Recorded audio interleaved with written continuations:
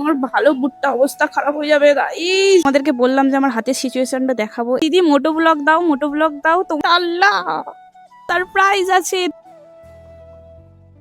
এটা আমার একটা গেমের মতো ছিল। আল্লাহ আমি বাংলাদেশি। তো কাকু কোথায়? নেলের জন্য আমি হ্যান্ড গ্লাভস গুলো পরতে পারছিলাম না। হ্যালো এভরিওয়ান, আসসালামু আলাইকুম। আমি সানিয়া। কেমন আছো তোমরা সবাই? আশা করি অনেক অনেক ভালো আছো। আমিও অনেক অনেক ভালো আছি। আজকে তোমাদের সামনে নিয়ে চলে এসেছি আবার একটা নতুন মোটো ব্লগ। এতদিন আমি ব্লগ করতে পারিনি কারণ তোমরা সবাই জানো সামনে ঈদ গেল। তো চলো দেখি কোথায় যাওয়া যায়। এটা হচ্ছে আমাদের আদিসপ্তগ্রাম ব্রিজ। আশা করি তোমরা সবাই চেনো। লোকেশনটা অনেকটা সুন্দর। তো আজকে একটু রাইড করি। অনেকদিন পর যেহেতু বেরোলাম, একটুখানি মন খুলে রাইড করব। সচরাচর বেরোনোই হয় না। তো যেহেতু মেয়ে, বাড়ির সবটা সামলে আসতে হয় আমাদের। আজকে যাব এই দিকে। তো তোমরা যারা যারা এই লোকেশনটা চেনো কমেন্টে বলো। আশা করছি সবাই চেনো যারা আদিসপ্তগ্রামে থাকো। এই এই এই এই ভাই দেখে যা। এদেরকে না আমার খুব ভয় লাগে, কখন কখন গাড়ির সামনে চলে আসবে। আমাদের থেকে জানটা বেশি ওদের যখন লাগে না, আমার বেশি কষ্ট লাগে। আর এখানে প্রচন্ড অ্যাক্সিডেন্ট হয় এই কুকুরের। এখানকার না লোকেশনটা অনেক সুন্দর, অনেক, কোনো তুলনাই হয় না। চলো আজকে তো সোজা যাব না, আজকে যাই বাদিকে। এটা হচ্ছে কেষ্টপুরের রাস্তা। যারা চেনো কমেন্টে বলো, আর যারা চেনো না তাদের জন্য বলে দিই, এটা হচ্ছে কেষ্টপুরের রাস্তা, সপ্তগ্রামের কাছে। আর অনেকে ভাবো হয়তো যে আমি বাংলাদেশি। একদমই নয়, আমি হচ্ছে ইন্ডিয়ান। আর অনেক অনেক থ্যাংক ইউ সো মাচ তোমাদেরকে যে আমাকে ইউটিউবে এত তাড়াতাড়ি এতটা ভালোবাসা দেওয়ার জন্য। তোমরা অনেকেই আমার ভিডিও পছন্দ করো, আর বাংলাদেশ থেকে তো বিশেষ করে বেশি আমার বাংলাদেশের ফ্যান আছে। তাদেরকে অসংখ্য ধন্যবাদ। অনেক ভালো ভালো কমেন্ট পাই তোমাদের থেকে, খুবই ভালো লাগে আমার। দিদি মোটো ব্লগ দাও, মোটো ব্লগ দাও। তোমাদের রিকোয়েস্টে আমি বারবার বেরিয়ে পড়ছি। যেহেতু ঈদের পর শরীরটা একটু অসুস্থ হয়ে পড়েছিল, তাও আমি বেরোলাম। যে না, তোমাদেরকে প্রমিস করেছিলাম আমি যে আমার অপারেশনের পর প্রত্যেক দিন আমি মোটো ব্লগ দেবো। জানি না ক্যামেরায় কতটা বন্দি হচ্ছে, কিন্তু লোকেশনটা খুব সুন্দর। আমার না এরকম একা একা রাইড করতে বা এরকম ফাঁকা ফাঁকা রাস্তা দিয়ে যেতে খুব ভালো লাগে। জোরে না চালাই, আমার আস্তে যেতেই ভালো লাগে। কিন্তু এই ফিলটা না, যে আস্তে আস্তে হাওয়া লাগে আর এরকম ফাঁকা রাস্তা, আমি আর আমার বেব শুধু, উফ, খুব শান্তি লাগে, খুব শান্তি লাগে। এই দেখো, এই দেখো আর একটা। এই এই অনেক বক বক করে ফেলছি, তোমরা একটু মোটো ব্লগটাকে এনজয় করো। আর বক বক বেশি করবো না। এখন আমি পৌঁছে গেছি। এই যে সোজা রাস্তাটা যায় ব্যান্ডেল, আর এটা যায় ছোট খেজুরিয়া। আজকে আমি যাচ্ছি ব্যান্ডেলের দিকে। আজকে তো রিয়েকশন নেব না, অনেকেও রিয়েকশন দিচ্ছে, কিন্তু আজকে আমি শুধু এই ঠান্ডা ঠান্ডা ওয়েদার আর এইরকম সুন্দর ওয়েদার আর হাওয়া, এইগুলোকেই আমি শেয়ার করব তোমাদের সাথে। জানি অনেক কিছু ভুল কথা বলে দিচ্ছি, তো ভুল ত্রুটি থাকলে একটুখানি ক্ষমা করে দেবে আর একটু অ্যাডজাস্ট করে দেখে নেবে। আমার বেশি দিন হয়নি যে আমি মোটো ব্লগ করছি, খুব কম দিনই হয়েছে। আর হ্যাঁ, আমার 3000 সাবস্ক্রাইবার কমপ্লিট হলে তোমাদের জন্য একটা সারপ্রাইজ আছে। তো তাড়াতাড়ি যাও আর সাবস্ক্রাইব করে নাও, আর সারপ্রাইজটা তোমরা তাড়াতাড়ি পাবে। এই হ্যান্ড গ্লাভসগুলো না একটুখানি বড় হয়, জানি না, কেনার সময় ছিল ছোট আর এখন হয়ে গেছে বড়। কেন হয়েছে সেটা জানি না আমি। তো তোমরা জানলে কমেন্টে বলো। এ ভাই, আল্লাহ, রাস্তার মধ্যে পাথর ফেলে দিয়েছে। স্কুটির চাকা প্রচন্ড স্লিপ খায়, যেহেতু ছোট চাকা তাই অনেকটা স্লিপ খায়। তাই আমার কোনো পাথর, কোনো বালি এসব কিছু দেখলে না আমার প্রচন্ড ভয় লাগে। আল্লাহ, সামনেটা এরকম রাস্তা, আমি মজা আয়েগা না, যাবো কি করে? ব্যাস, আজকে আমি গেলাম 12টা বেজে। হ্যান্ড গ্লাভসটার জন্য প্রচন্ড প্রবলেম হচ্ছে, আর হাতটা আমার খুব তাড়াতাড়ি ব্যথা হয়ে গেল। এই যে এলাম একটুখানি রাস্তা, তাতেই আমার ব্যথা হয়ে গেল হাতটা। এখানে কাজ চলছে, তার জন্য এরকম জায়গাটা। উফ, ভাই ভাই ভাই ভাই ভাই ভাই পড়েছে তা আল্লাহ।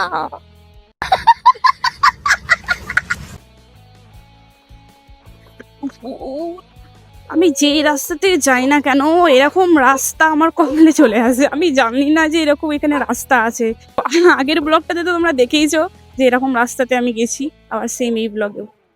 দেখছো গাইস, দেখছো গাইস, এখানে বড় গাড়িতে আমার কোনো সমস্যা হতো না, কিন্তু এই যে স্কুটি আমার খুব ভয় লাগে। যতই ভালো ড্রাইভার হই না কেন ওই যে স্লিপ করে। তো বেরিয়ে তো যাচ্ছি আস্তে আস্তে, এখনো কতটা বাকি, আমি কি করব।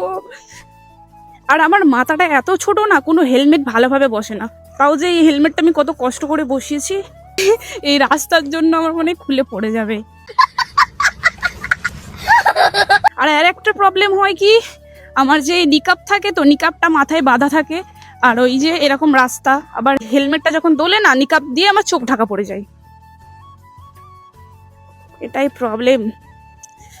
তোমরা যদি বলো যে হ্যাঁ হিজাব বা বোরখা পরে যে কি কি প্রবলেম ফেস করতে হয় আমাকে রাইডের সময়, সেটাও আমি শেয়ার করে দেব, তোমরা কমেন্টে জানিও।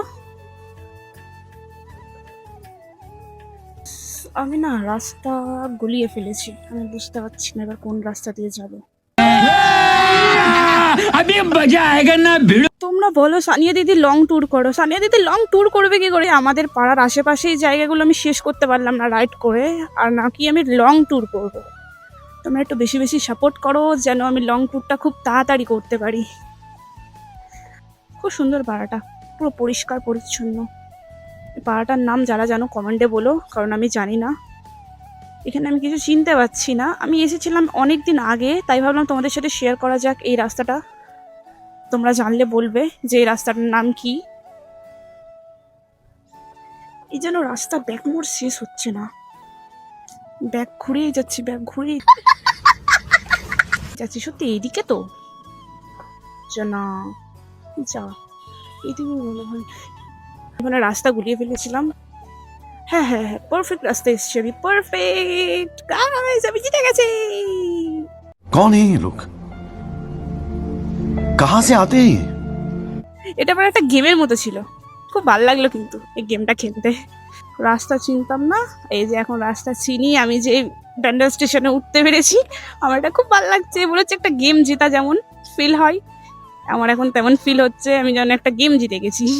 আমার ওখানে একটা প্রবলেম হয়ে গিয়েছিল, আমার নিকাবটা একটুখানি সরে গিয়ে মুখটা দেখা যাচ্ছিল, তবে আমার হেলমেটের ভাইজার নামানোই আছে, তাও আমার কেমন একটা আনকমফোর্টেবল ফিল হচ্ছিল। একটু দাঁড়িয়ে আমি ঠিক করলাম। তো চলো সবাই রিয়াকশন দিচ্ছে এখানে। এটা হচ্ছে ব্যান্ডেল স্টেশন, তবে আমি এখানে তো দাঁড়াবো না, সোজাই যাব। এখানে সবাই ব্যস্ত মানুষ অনেক যায়। চলো, নিকাব পরে এতটা প্রবলেম ফেস করতে হয় না রাইড করার সময়। এই বোরখা নিকাব অনেকটা প্রবলেম করে। তো তোমাদেরকে আগেই বললাম যে তোমরা যদি এই ভিডিওটা দেখতে চাও যে কি কি প্রবলেম ফেস করতে হয়, তাড়াতাড়ি কমেন্ট করে দাও যে আমি ভিডিওটা আপলোড করব কি, তাহলে আমি একটা এই বিষয় নিয়ে একটা ভিডিও আপলোড করে দেব। এখানে প্রচন্ড জ্যাম থাকে, এই যে দেখতেই পাচ্ছ। মনে তো হচ্ছে না যে আমি বেরোতে পারবো, এত ভিড়। এখানে প্রচন্ড নোংরা পানি, আমার ভালো বুটটা অবস্থা খারাপ হয়ে যাবে গাইস। আমি হোয়াইট কালারের বুট পরে এসেছি, আর এখানে পুরো গেল খারাপ হয়ে। আর এটা নোংরা পানি, পরিষ্কার নয়। পরিষ্কার হলে নয় মানা যেত, না পরিষ্কার পানি, এটা একদম নোংরা। ও ফাইনালি গাইস বেরিয়ে গেছি। আমার হাতে প্রচন্ড ব্যথা করছে, চলো দেখি। তো আমি দেখলাম তোমরা রিয়েকশনের থেকে বেশি আমার এমনি মোটো ব্লগে বেশি ভালোবাসা দাও। আমার এই ভুলভাল কথা বলাতেই তোমরা বেশি পছন্দ করো, আমি দেখেছি। সো সাইড দিয়ে একটা রাস্তা আছে, এই যে এই সাইডটা দিয়ে এই রাস্তাটা গেলে না ওই যে সামনের সিগন্যালটা পার করতে হবে না। তবে আমি ওখান থেকে যাব না, আমি সিগন্যাল দিয়েই যাব। আমার ইচ্ছা হয়েছে এখন সিগন্যাল দিয়েই যেতে।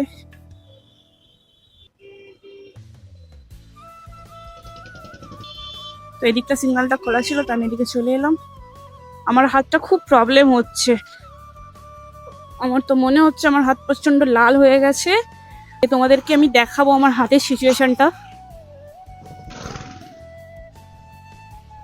অনেকেও আমাকে বলো যে তোমার গাড়িটা এরকম, তুমি কেন চেঞ্জ করো না। আবার অনেকে এটাও কমেন্টও করে যে R15 তুমি ছেড়ে কেন এটাতে এলে, বা তোমার R15 থাকতে তুমি এটাতে কেন মোটো ব্লগ বানাচ্ছ, এরকম কমেন্ট আছে না। আমি ভাবি যে R15 যদি আমি নিয়ে ভিডিও বানাই, মানুষ আমার ট্যালেন্টটার থেকে বেশি R15টার দিকেই ফোকাস করবে। তাতে আমার মনে হয় যে না, আমার ট্যালেন্টটার দিকে মানুষ ফোকাস করুক, আমার গাড়ি না।